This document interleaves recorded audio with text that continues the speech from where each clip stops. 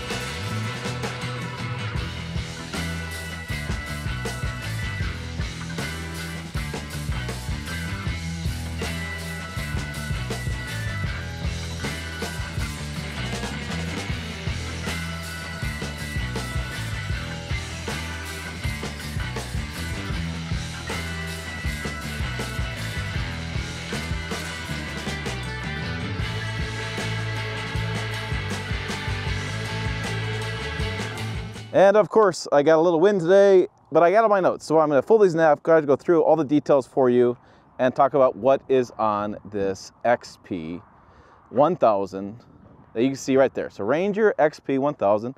See, I'm not kidding. Dual overhead cam. Ranger there, Polaris. This is red.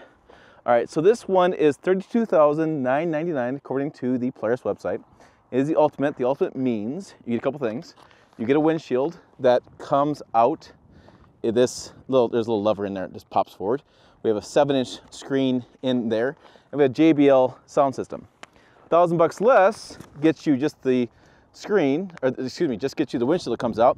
And you go less than that, and you get a fixed windshield for $30,000, and you get manual crank windows, the old school. We have power windows in this. So it's really the inside of the cabin that changes. The outside of the cabin doesn't change a whole lot. We have dual LED headlights. We do have a winch, it's a 4,500 pound winch.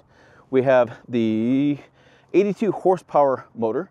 It's 65 inches wide, 14 inches of ground clearance. We have the all-wheel drive or two-wheel drive setup. And then for the box capacity is 1,000 pounds in the box. And it has a dump box kind of setup where we can lift the lever and that goes up and down. I can't do it with my camera and holding one hand, sorry. And then this drops. So 1,000 pounds there, lift and lower it, boom, that's what happens to that. You have a total capacity inside the cabin of total, assuming payload, of 1,275 pounds. That's the people plus stuff rig inside the cabin. We have a GVWR, gross vehicle weight rating, of 3,600 pounds. The fuel capacity, 11.5 gallon fuel tank, which will last you a long period of time. I put some gas in this, which I probably shouldn't have done because I've barely ran it out. I mean, it's been a long time. It's interesting and kind of fun with the notes. The water fording height is equal to the floorboards. so I don't get around the wind on this other side. But apparently, as long as you don't mind getting your feet wet, that's how much you can water ford. that's the story there. So door opens like this. You do have a lever here. Let's say you pull it forward. It's nice, opens this way, allows you to get it out pretty easily. There's your fuel. Dual A-arms for the controls for the suspension. I got upper and lower control A-arms there, and A-arms here, which is what these are. Those bars, and the shocks on top of those. The wheels. I was gonna look those up real fast. Should get the exact specs for you guys. Of course, I gotta flip it over. Okay, the wheels are 29 by 914 on the front. On the back, they're 29 by 11 by 14. 8 ply rated. They are aluminum wheels as well. The tires are 8 ply. The dual A-arms are 10 inches in the front. The rear are independent rear suspension with 10 inches in the back. You have, 10 inches of wheel travel in the back. 13 foot of turning radius. So it says, okay, whew, out of the wind, man. Wind around here screwing up my demonstration. I'm trying to talk to this stuff. All right, yeah, 13 foot is our turning radius. So here's the big deal. It's inside the cabin. Take my darn notes, toss them over there. We have a 3-seater, 1, 2, 3. Seat belts are mandatory. Want to go over, I think it's 19 miles per hour. If you don't, fine, don't put your seatbelt on. It's a safety feature with this. Maybe even be 15. 15 sounds better. Fixed glass in the back. It has some sound deadening in the cabin. I will tell you, it is, well, it's loud, but that's okay. It's not too bad. There's your big mirror. And then when I get inside, we'll close this. Okay. So on the door, I have controls for both windows, which is nice from the driver's side. I have a storage box down there. The handle that goes nice and close. Nice and secure in here, it feels too. I mean, you can, besides a little weather stripping they're kind of showing, but it feels really solid with that door closed. Like I can lower my voice and yeah, don't do anything stupid, alert, be smart. We have some controls there for some, this is the winch controls. Cup holders. There's our dash. I'll turn it on in just a second. Big steering wheel. Keys there. Shifter, high, low, neutral, reverse, park. We have different drive modes, and you turn on your all-wheel drive, four-wheel drive, and different drive settings there. There's your windshield wipers with the wiper. There's our ride command, our 7-inch ride command. There is our vents and another little storage and more storage. Lots of storage in here, plus a cup holders in the middle, and the passenger has another storage bin down over there too. So again, lots of storage and JBL speakers, which I turn them on for you and let them play, but copyright issues, and really you can't tell with the audio on YouTube. But this, I'm not gonna do it today, but this pops forward and comes out. Well, I guess I am gonna do it today. Look at that, I did it today. Well, folks, that's as easy as it gets. And then boom. So there you go. It's got the nice bars there to help you. Oh, I didn't plan on doing that. It's funny. All right, so that's open there. So let's turn it on. Put on the brake. And I'm not going anywhere. I don't have my helmet on. Don't have my safety gear. I'm just letting you know how this works. So we have a nice little graphic. Turns up Polaris off-road. And you want to wear all your PPE kind of gear and your helmet and that kind of stuff when you're using this, because you can do something stupid. But this demonstration purposes here. Now the video is, this screen is flickering. It doesn't flicker in person. It's a refresh rating of this camera and that camera. But I have a sound system here, you can see that, and then I can press.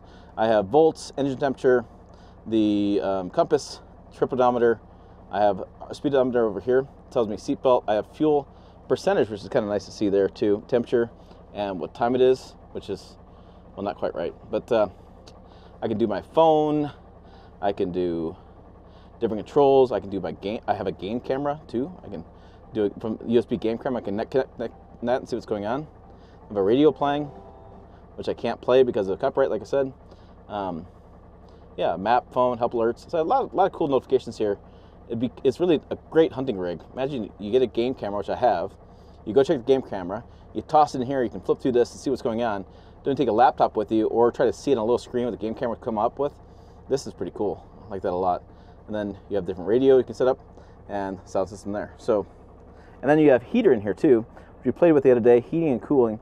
It does a good job does a good job, I'd say. Overall good job. And then, oh, I have some power plugs down here too.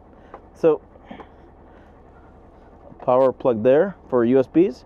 And this is probably just a cigarette. No, another little power plug there too. So, lots of hookups there. It's a very useful vehicle. And then there you can see the speed and RPMs, that kind of stuff there for this setup. So, all right, there you go. So what are my thoughts on this, having this for a month or so? I took out trash, went through a snowstorm a little bit with it, taking out trash, drove through some snow berms, drove it around on a sunny day, and it's a lot of fun. It is a very good utility vehicle. It's very good for what it does. It's very purpose-built. I feel it's very solid. It's something that you could probably buy, and I would imagine you're gonna keep for many years and beat the living crap out of it and be okay with that, because this thing is very useful. I wish I had a bigger property, wish I had a bigger farm. I would use this quite a bit. I can see it being a very useful piece of equipment. So big thumbs up for me. I'm getting more Polaris vehicles in the future, so make sure you stick around the channel. Lots of good stuff coming, including some razors, some really fast, fun stuff. Can't wait to get some of that stuff. And you probably can't wait to watch more videos as well. Ha! You can do that too, right up over here. Website down below as well, pickuptrucktalk.com. As always, thanks for watching. I will see you down the road.